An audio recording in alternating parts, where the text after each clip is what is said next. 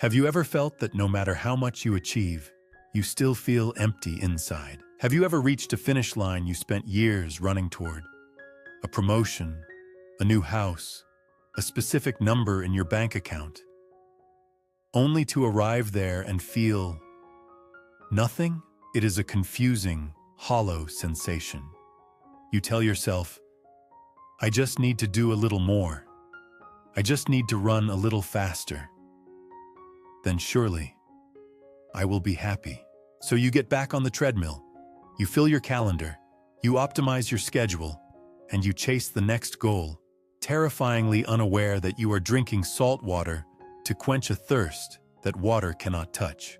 If you feel like you are running a race that never ends, if your heart feels heavy with the exhaustion of constant striving, then this story is for you. It is a story about the trap of ambition, the illusion of the chase, and the secret of the bird that cannot be caught. Once, in a kingdom woven from gold and ambition, there lived a merchant named Elias. Elias was the definition of success. He owned fleets of ships that sailed the furthest seas. He owned warehouses filled with silk, spices, and precious stones. He had a family, a grand estate, and the respect of the entire city. Yet Elias was the most miserable man in the kingdom. He was a man possessed by the demon of more. When he made 1,000 gold coins, he worried why it wasn't 2,000. When he built a mansion, he fretted that his neighbor's garden was slightly greener. He slept with his fists clenched. He ate his meals while reading ledgers. He never looked at the sunset because he was too busy calculating the cost of the daylight he had lost. Inside his chest, there was a gnawing void, a hunger that no amount of gold could feed. One evening, a traveling bard came to Elias's courtyard and sang a song about the Golden Bird of Contentment. The legend said that this bird lived in the sacred grove of whispers, far beyond the jagged mountains. The song promised that whoever possessed this bird would never feel hunger, worry, or lack again. Their heart would be filled with an eternal, liquid peace. Elias's eyes lit up. This was it. This was the missing piece. He didn't want peace. He wanted to own peace. He convinced himself that the reason he was unhappy was simply because he didn't have this bird. The next morning, Elias prepared for the greatest acquisition of his life. He did not go as a pilgrim. He went as a hunter. He bought the fastest horse in the kingdom. He hired the best trackers. He purchased nets woven from the strongest silk and cages made of gilded silver. He told his family, I will return when I have captured happiness. The journey was brutal. Elias rode with the fury of a man running from his own shadow. He galloped through the forest of distraction, where colorful fruits hung low to tempt travelers, but Elias did not stop to eat. He was focused. He climbed the cliffs of ego, where the wind howled and threatened to push him off, but he dug his boots in, driven by the sheer need to conquer. Finally, after months of grueling travel, he reached the Grove of Whispers. It was a place of unearthly beauty, where the sunlight filtered through the leaves like liquid honey. And there, perched on a high branch, he saw it, the golden bird. It was smaller than he expected, but its feathers shimmered with a light that seemed to come from within. It was beautiful. It was perfect. I have you now, Elias whispered. He crept forward with his silk net. He moved with the stealth of a predator, but just as he was about to throw the net, the bird fluttered its wings and flew to a higher branch. Elias gritted his teeth. He climbed the tree. He scrambled up the bark, tearing his fine clothes, scraping his skin. He reached out, his fingers inches from the golden feathers. The bird hopped effortlessly to the next tree, and so began the chase. For days, Elias chased the bird. He ran until his lungs burned like fire. He waded through muddy streams that ruined his boots. He tore through thorn bushes that slashed his face. He screamed at the bird. He pleaded with the bird. He tried to bargain with the bird. "I will give you a cage of diamonds," he shouted. "I will give you the finest seeds in the world." But the bird did not care about diamonds. It simply flew just out of reach, always a few feet ahead, leading Elias deeper and deeper into exhaustion. The more Elias tried, the faster the bird moved. The more desperate his grasping, the more elusive the prize became. Elias was a man who had bought and bullied his way through life, and he could not understand why his will was not enough to bend this creature to his desire. Finally, his body gave out. Elias collapsed in a small clearing, his chest heaving, his heart hammering against his ribs like a trapped animal. He was broken. He had nothing left. His expensive clothes were rags, his nets were lost, and his arrogance had evaporated into sweat and tears. He lay face down in the moss, defeated. "It is impossible," he sobbed into the dirt. "Happiness cannot be caught." As his breathing slowly quieted, he realized he was not alone. A few yards away, sitting at the base of an ancient oak tree, sat a monk. The monk was wearing simple, faded robes. He was not moving. He was not looking around.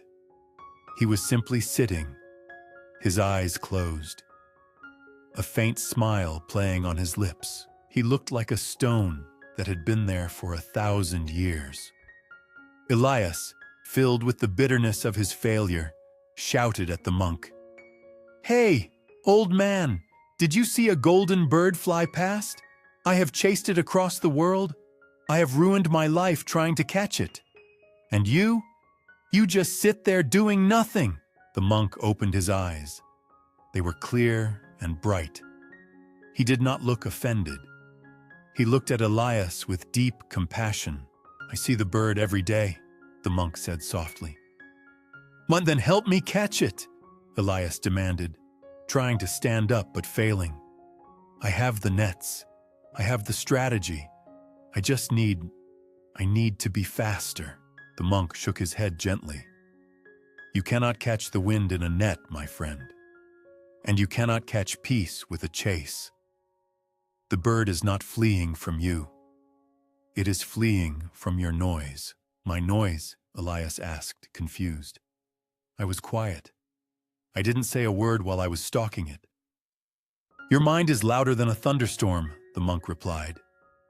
Your desire, your ambition, your need to conquer, your fear of not having enough. It screams so loudly that it shakes the leaves of this forest. The bird is sensitive. It cannot land on a branch that is shaking. Elias stared at the monk. "Then what do I do? How do I get it?" "You must stop doing," the monk said. "You must learn the hardest skill of all. You must learn to be a place where the bird wants to land." Elias didn't understand, but he was too tired to argue. He slumped against a tree trunk opposite the monk. "I have nowhere else to go," he whispered. "I will wait." At first, the waiting was harder than the running. Without the distraction of the chase, Elias was forced to sit with his own thoughts. And they were terrifying. His mind reminded him of the gold he was not earning. It reminded him of the time he was wasting. It screamed at him to get up, to make a plan, to do something. His leg twitched. His fingers tapped against the ground. He felt an itch in his soul that begged to be scratched by action. He looked at the monk. The monk was perfectly still. Elias took a deep breath. He tried to mimic the monk. He closed his eyes. He focused on the sound of the wind in the leaves. Hours passed. Then, days. Slowly, the screaming in Elias's head began to quiet down. He stopped thinking about his warehouse. He stopped thinking about his reputation. He stopped thinking about the bird. He began to notice the world around him.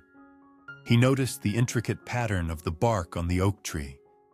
He noticed the way the sunlight changed color as the afternoon wore on. He noticed that for the first time in years, his jaw was unclenched. He forgot why he was there. He forgot he was a wealthy merchant.